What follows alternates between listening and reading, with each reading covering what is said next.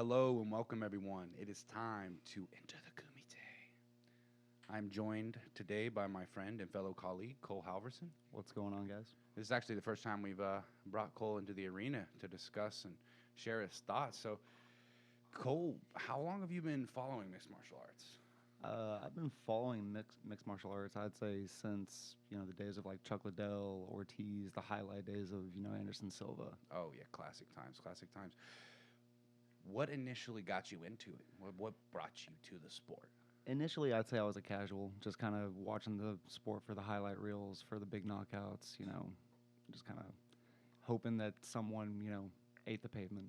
Oh man, yeah, that's one thing about when a lot of casuals when it comes to speaking about mixed martial arts, they always say, I don't like to watch unless someone gets knocked out. I don't like to watch unless someone gets severely damaged. I'm like, do you feel the same way about football or soccer? You don't enjoy it unless they accidentally twist their ankle and tear their ACL. Is that what makes it interesting to you? Like, why would you want that to happen to these fighters? True. But I'd say later on, or lately, I've been taking it more seriously and looking at more of the technical side. I'd say you've definitely helped me out with that. Yeah. And the backstories, knowing the backstories and who the person is as a fighter. Yeah. And who the fighter is behind the scenes. And then you have investment on their well-being.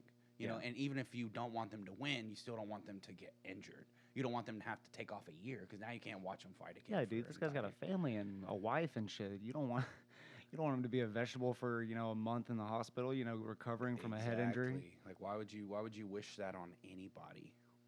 But we're also joined here today by our technical engineer, the 9-4 Ninja himself, Sean Myers.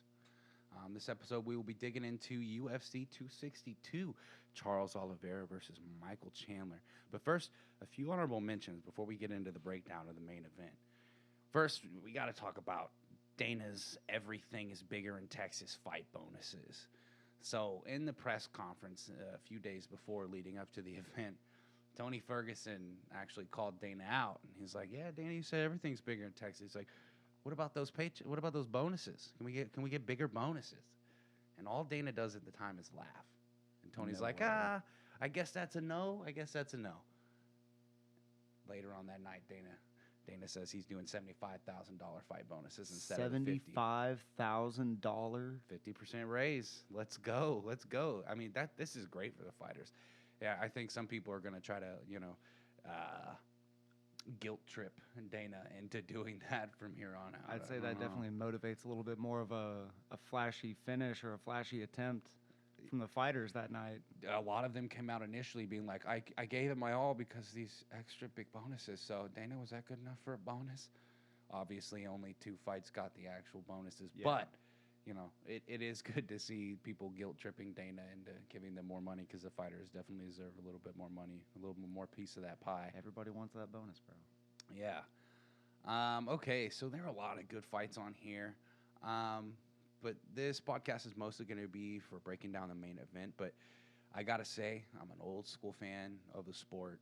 And Jacare Souza had a fight this weekend against Andre Muniz. The Gator, man. Muniz, before the fight, said that he's a better grappler than Jacare. Now, Jacare is a multiple-time Brazilian Jiu-Jitsu world champion. Right. That's a big say. That's a bold statement to come in there and say, oh, well, of course I'm the newer breed. Yeah, I'm obviously a better striker, but I'm also a better grappler than this legend in grappling. So Jacare came out in this fight angry, and he was doing some damage. He was doing really good work. But it all started with... Right. Muniz ended up taking Souza's back. He was too high on the back, and Souza slips out from underneath. However, Muniz currently has control of Souza's right arm. It's trapped between Muniz's arm on the ground and his torso. It gets stuck in there. Muniz throws up an arm bar. Souza does a good job at not letting Muniz throw his left leg across his face, trying to get a full control armbar. But Muniz still has Jacare's arm trapped between, again, his arm on the ground and his torso. Right. So all the weight was on it, and so Jacare couldn't pull his arm This is where Muniz finally puts the pressure to snap Jacare's humerus. It's a loud pop. If you're going back and you're listening to this video, it just Even with the fans and everything. yeah. Oh my gosh, and it's so sad to see this happen to a legend like Jacare. And this may be his last fight. Jacare is 41 years old, and he's gonna have to take at least a year to recover from this. I guarantee you, this is his last fight in the UFC. He might go over to Bellator or some other fight organization to try to get his, retirement fight in and win dominantly. Because I think that's kind of what he wants to go out on as a win. And he's had a few just tragic losses. That's one hell of a way to go, dude. And, at the end of the day, Muniz, I don't want to say showed he was a better grappler, but he just broke the arm of the jiu-jitsu world champion. And he kind of proved his point. I think it would have been less flashy if he would have won by knockout or decision. Does the UFC pay the medical bills? Those have been racking up the past couple of weeks. That's a good question. I know in specific occasions, the UFC, like near the end of someone's career, they'll take care of all of their health problems. I don't know if they do that while they're in the UFC and while they're getting over the injury. Wow. But I know Dana does take care of the fighters near the end of their career.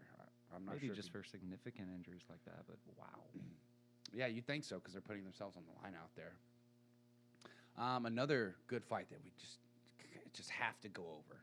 Shane Burgos versus Edson Barboza. This was such a good fight. I wanted to break this one down too. Barboza. Oh, man, so explosive. And he looks great at 145. Classic. He looks absolutely shredded. I thought he was going to look drained. He always looks shredded. He's like Dude's a Greek monster. god, yeah. Just chiseled. You could tell he works hard for everything, and his physique just wasn't enough to keep up with those powerful grapplers at 155. So I think he's going to have a lot better chance at 145 as long as he's not actually having a hard time making that weight cut, because that's going to take a toll on the body. But this is the reason we put this in here is because Burgos had a delayed reaction of a sort. He took a lot of damage in the fight. Weird. Yeah, it took about 3 to 5 seconds. I don't think it was quite 5, but it was at least 3 seconds after taking a big shot from Barboza, and he gets back into his stance, and he looks like he's ready to fight again, and then his legs start going weak, and then his eyes roll in the back of his head. He falls back against a cage. Barboza just looked at him, and he passed out, dude. He's been taking some of that Joshua Fabian training, Yeah, it was like anime style, just the gaze of death. Seriously. But yeah, Burgos, it was so interesting to watch because he ends up just laying down like he just got knocked out, and that was before Edson followed up with anything. So I really hope this isn't, because Burgos is a really fun fighter to watch, I really hope this isn't something under the surface, some brain aneurysm or something going on in his brain. He did have a CAT scan after this. We're still waiting on those results. But I really do hope he's okay, and it really just was a delayed reaction, and he's tougher than he should be. I really do hope for that. Maybe Edson just hits that hard, bro. It's just a delayed reaction. We don't ever see that. That's weird. I don't know if I've ever seen that. Kind of scary. That delayed of a reaction. It is scary. It is scary. There could be something terribly wrong with him, and we don't know it. Like I said, dude, those medical bills. Dana, come on, man. Yeah. He did get the Edson Barboza and Shane Burgos did get the fight of the night bonus. So they both did get a $75K on top. Oh, damn. So, that might help pay for those medical bills if Dana isn't covering it with insurance. So let's get into this main event. Main event, dude. Charles Oliveira, the young Brazilian, finally getting a shot at the title, worked his way up the old school fashion. 10 years. 10 years. And a list of killers along the way that he has just annihilated and just handled up. I mean, one thing a lot of people don't know, because, I'm seeing the UFC advertise that he has the most submissions in the UFC, 14 in total. That's more than anyone in the UFC for submissions. Damian Maia second at 11, and Royce Gracie third at 10 submission wins in the UFC. Charles Oliveira is really separating himself in the submission category. That's only in the UFC, dude. He started his career back in 2007. Yeah, he has submitting 19. people on the streets of Brazil in local tournaments. Exactly. 19 total wins by submission. 19. God. But it's not just his submissions either. He also No. has the most finishes in UFC history ever. 17 finishes now total, 16 coming into this fight. That's a higher finishing rate than, well, I wouldn't say higher finishing rate because some people have less fights on their record, but that in of itself, that's even bigger than the submission, accolade. Yeah. That's huge because he has a lot of TKO wins. He just got another TKO win 9 over Michael Chandler. Like, he's really showing that he's not one-dimensional, and He's so much fun to watch. he's always dude. going for the finish. Always fun to watch, man. Yeah, he's very technical. He does everything by the book. He keeps to his fundamentals, and he sticks to his game plan. I really like that about him. But And he's humble. He's a humble dude. very humble. Watching him after that fight and even leading up to the fight, he's very respectful. But even before the fight began, he went around and shook the hands of the other corner. Yeah. Before he even got in the octagon. Yeah. That's just so good to see. But Oliveira's coming into this fight 30-8. He's coming off a unanimous decision win over Tony Ferguson. Very dominant. I mean, he made Tony look like an amateur on the ground. I mean, Tony just got out-grappled again this night, but Charles Oliveira really separating himself from the other grapplers in the division. I would have loved to see him and Khabib. I think his jiu-jitsu would have a tough time with Khabib's forward top pressuring style because I think Khabib would be able to out-grapple him. That fight was just destined not to happen, though. Destined not to happen. Khabib loves story. The universe loves said not this one. Yeah. Oliveira came into this fight as a number 3 contender on an 8-fight win streak. And for Michael Chandler, he's coming into this fight 22-5, coming off that TKO win over Dan Hooker. Dan the Hangman, dude. That's impressive. Yeah, for your first fight as a debut, that's a tough fight. But honestly, I was looking at it, and that was kind of a bad matchup for Dan Hooker with Chandler's pressuring style. Hooker's a Muay Thai guy. I was afraid some of those same tendencies was going to occur in the Oliveira fight, but Oliveira's just more responsible with his defense. But yeah, Chandler came in here as a number 4 contender, and he was on a 3-fight win streak. So a lot of people ask, you asked me earlier actually, did Chandler deserve this title shot? I mean, coming from Bellator, taking out who was Dan, number 5? Was Dan number 5 at the time? Dan was number 5 at the time. Yes. I mean, I'd say that definitely speaks for himself, man. That's impressive. Yeah, he was a Bellator lightweight Definitely puts champion. him up there, man. And Bellator might have a lot of UFC hand-me-downs. Yes, but Bellator also has some top competition. And Michael Chandler gave Oliveira a run for his money. So I say he's UFC caliber. Absolutely. For sure. I think he just got beat by the better fighter that night. Because he almost had the win here. I just think he made a few key mistakes, and I think Charles made a few good adjustments and ended up turning the tide, being a veteran. I do think Chandler went for some flashier attempts at finishing or, getting out of Oliveira's way. Right. Chandler was also the Bellator Season 4 lightweight tournament winner and a 4-time NCAA Division I qualifier.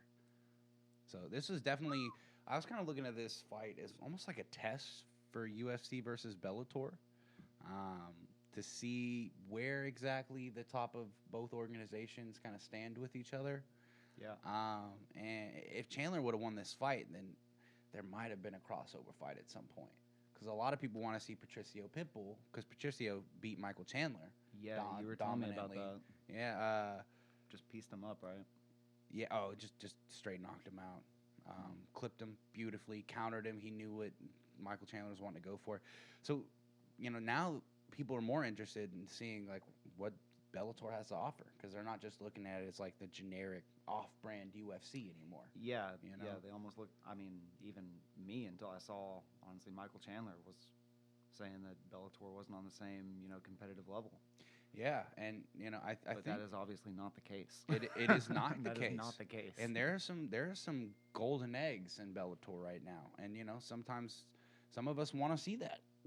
I don't know if they ever will do a crossover fight. I know Dana specifically said that he didn't want to do something like that, but you never know what's going to come. And UFC wants to retain their aura of we have the best. but I think Dana would be very wise in choosing that, like, what fight is going to happen. I don't think he's going to be champ of Bellator versus champ of UFC. exactly. It Someone he feels obviously confident in his UFC fighter. It would never be like their number 5 versus the UFC number 6.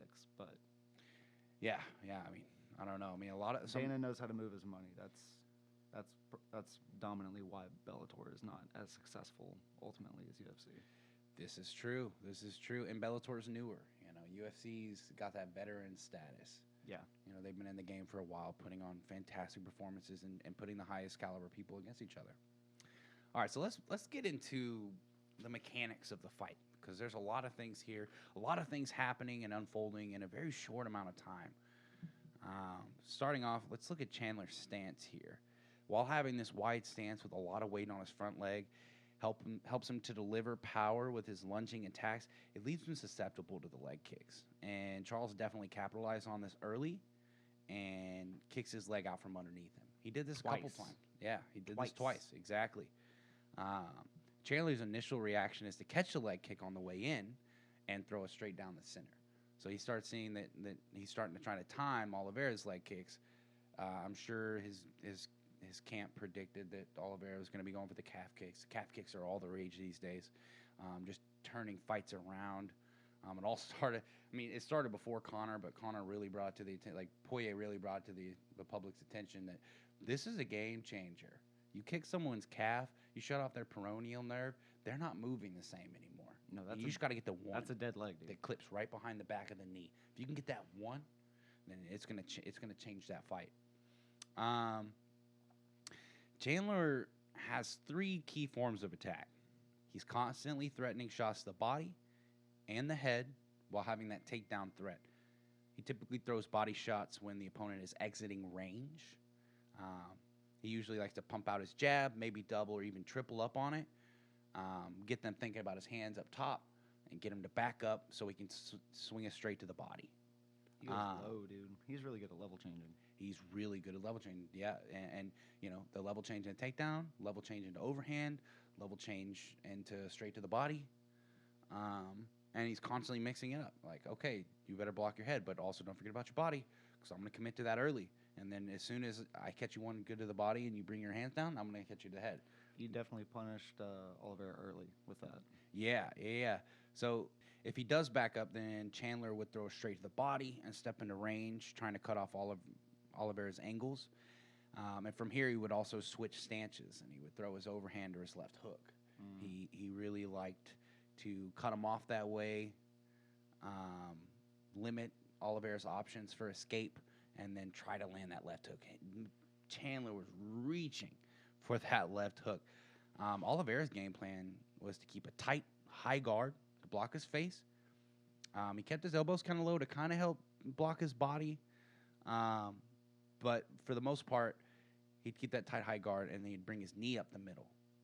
From here, he could throw a teep kick to the body or possibly catch Chandler storming in with that knee up the middle. I think he caught him in the throat with one of those. He did. He landed some good teeps to the body, and he even landed that front kick to the throat. I thought it was to the face initially, and I went back and watched it, and that definitely caught him right on the throat. Front kick to the jugular, dude. Oh, man. He would also, 1, throw his low calf kick if Chandler decided to not march forward, and 2, he'd reach for that tight clinch. Anytime that they would get too close, even though he didn't get a full-on Muay Thai clinch, he would start grabbing him by the neck and pulling him into him. Yeah. As soon as he got too close, that was his game plan for when, okay, all the range has been taken away. I'm at least going to grab the back of his neck, and I'm going to dip my head in so I don't have to worry about those big shots. And try to control Chandler's body. But we saw from the fight, giving Chandler control of the octagon was not the way to go. Charles Oliveira in the very beginning, he was backing up. He was using his teep kick and bring his knee up while he was backing up. So Oliveira's game plan was to keep a tight, high guard and bring his knee up the middle. From here, he could throw a teep kick to the body or possibly catch Chandler storming in.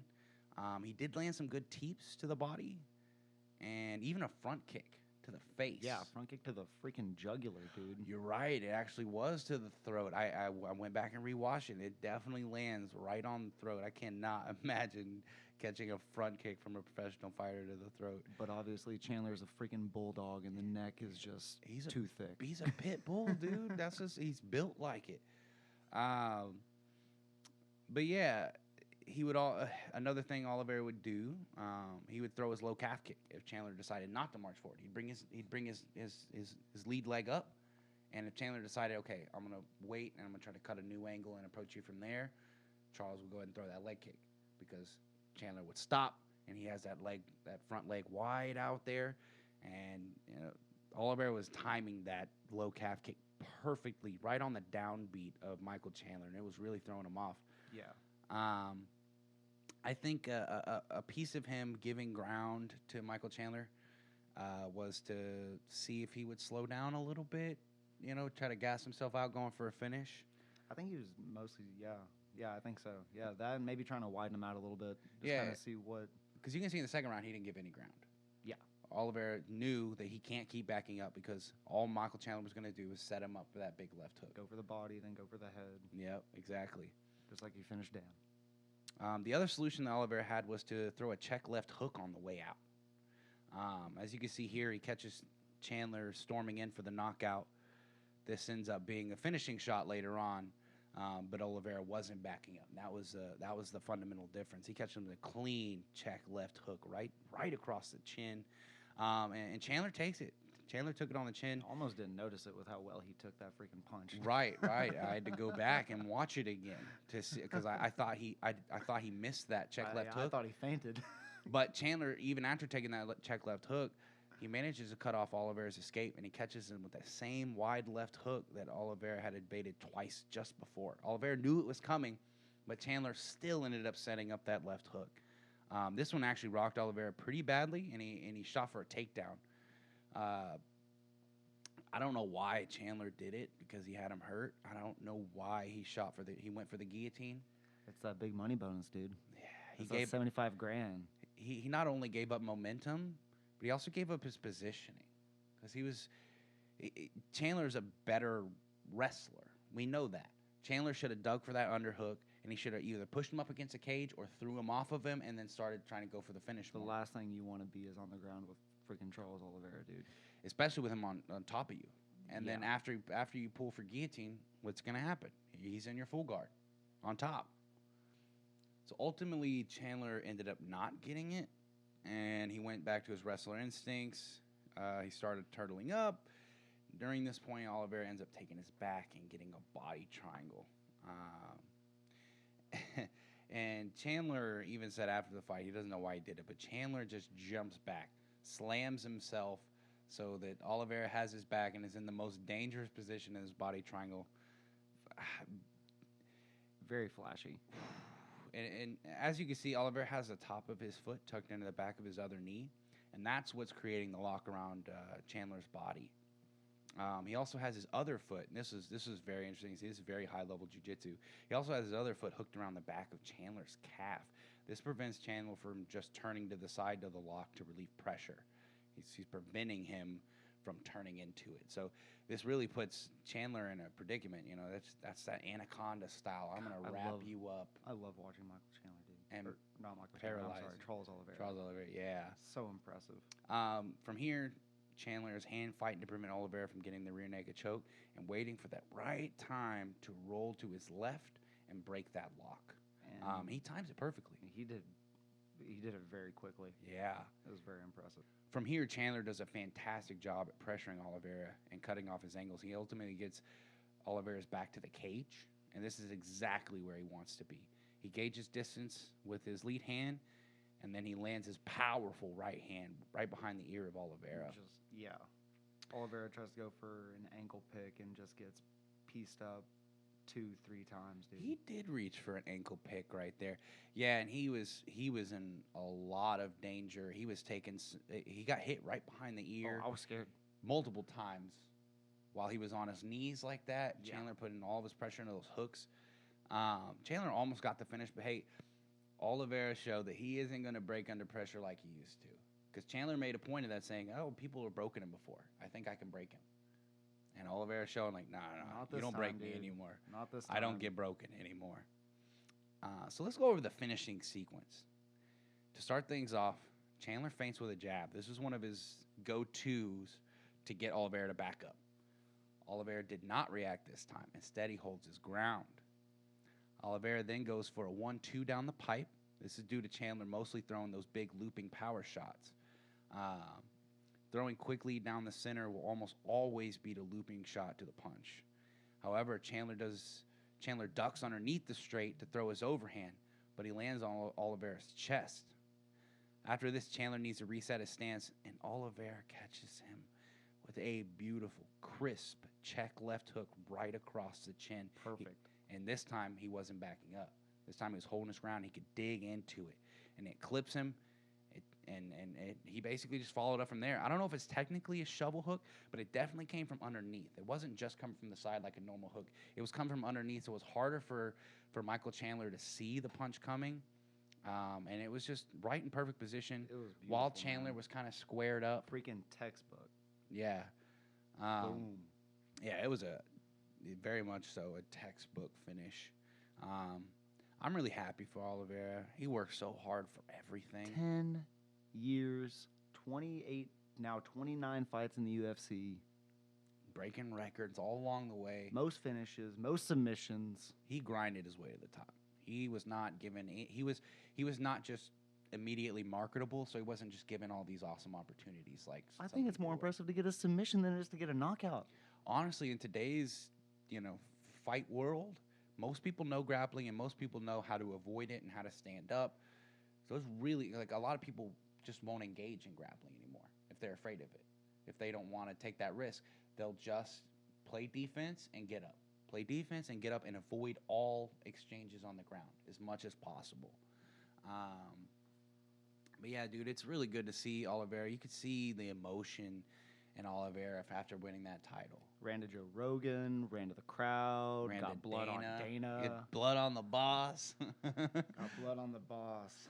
But, he was just, and Dana even talked about it. He was just saying, thank you for the opportunity. Thank you for everything.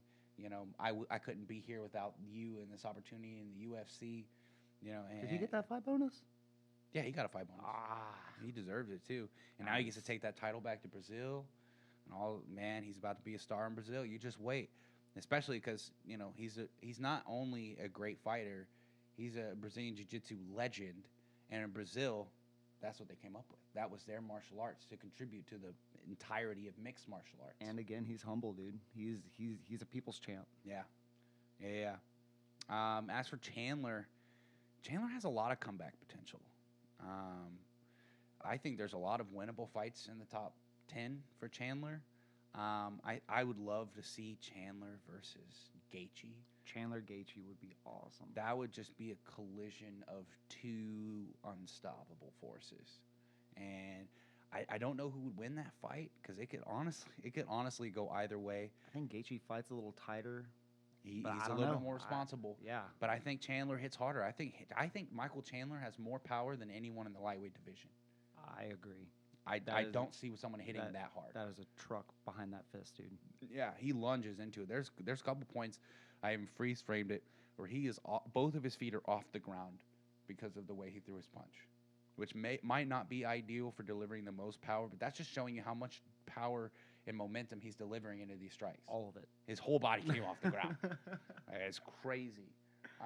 I don't think Chandler loses any stock from this. I hope his chin's okay. I hope this doesn't, grind him down and he's slowly gonna, be either I'm gonna knock you out or you're gonna knock me out kind of fighter. I don't want to see that from him. I think this was a humbling experience in the UFC for Chandler. Yeah. As far as I think he needs to get about 2 fights before he comes back to fight for a title, and I think it would probably have to be somebody else too, because while I love Charles Oliveira, I don't necessarily think he's going to be a dominant champion. I think he might get a few title defenses under his belt. Either way, he got the title, and he can say that forever now. He was a UFC champion. Yeah. I could be wrong. He could just keep getting better and keep getting better. He's very technically sound. But yeah, I think Chandler still has a lot of upward mobility that he can work with here. How old is Chandler?